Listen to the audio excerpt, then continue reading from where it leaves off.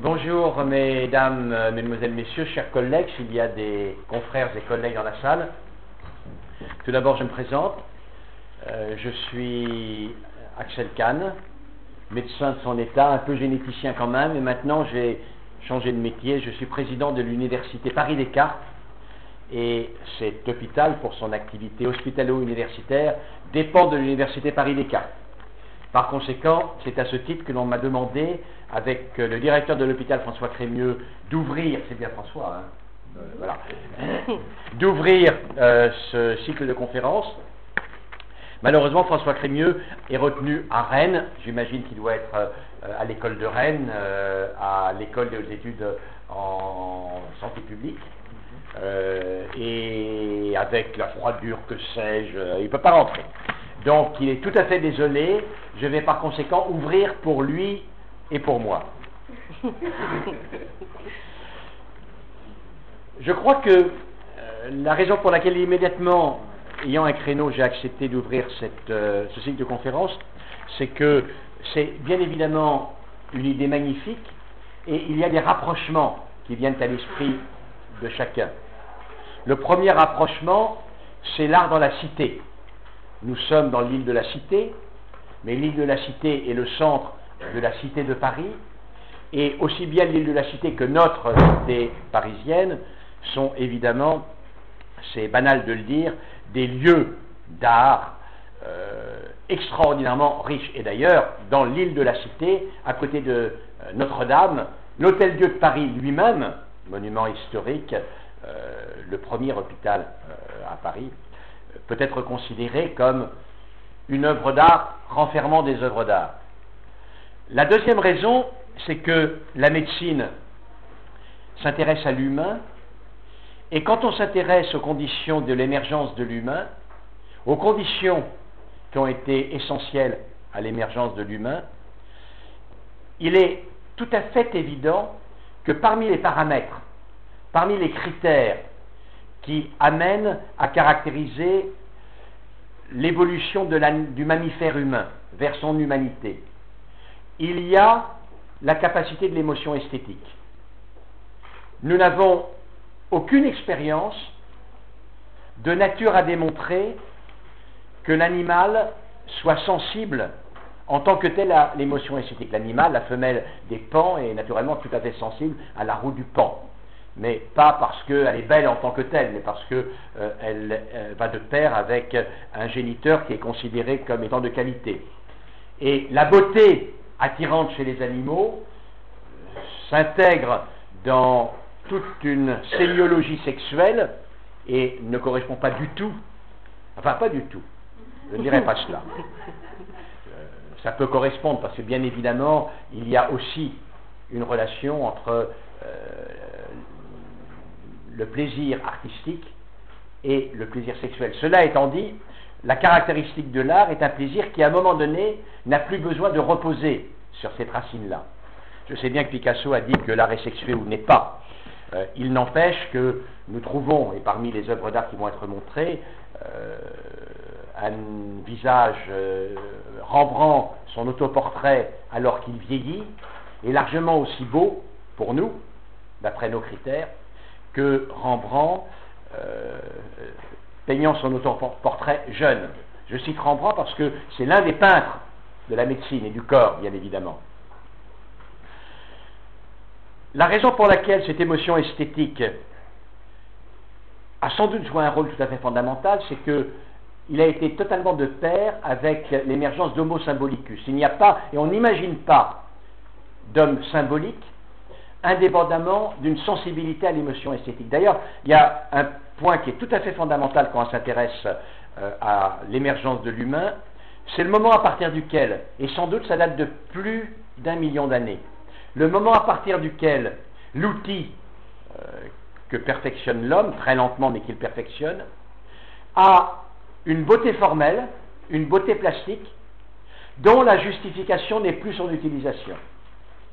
Et bien entendu, lorsque celui qui polit ensuite, et puis au début qui taille ses haches, fait un effort supplémentaire pour que non seulement la hache lui permette de gratter la viande, de tuer un animal, mais en plus donne une impression de satisfaction formelle, on est amené à penser que l'homme est sensible à cette forme d'émotion esthétique.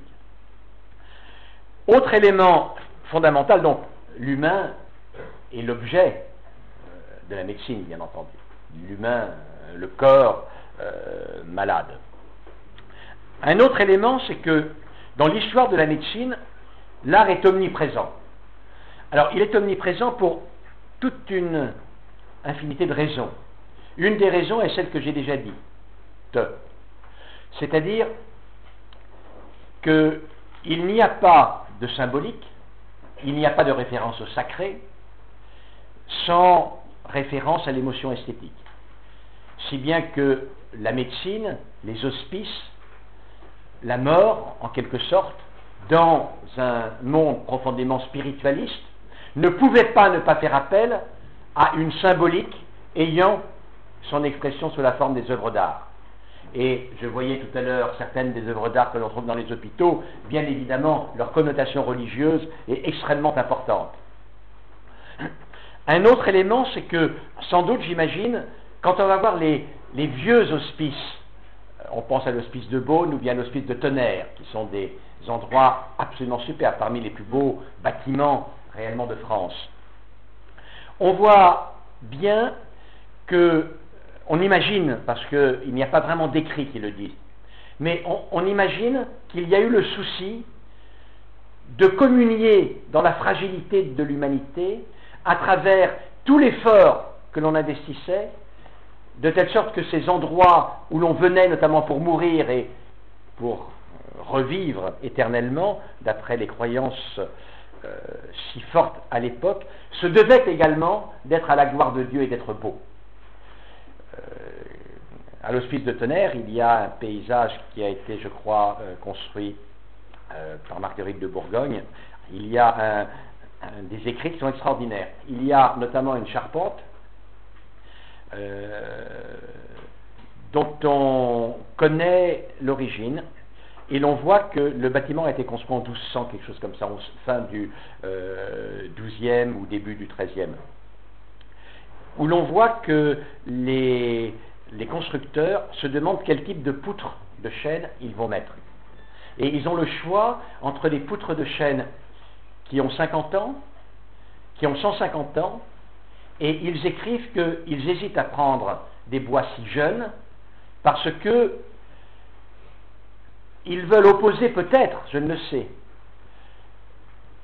la permanence de cet édifice à la fragilité de la vie qui se manifeste si évidemment à travers les gens qui vont dans cet hospice et qui y meurent.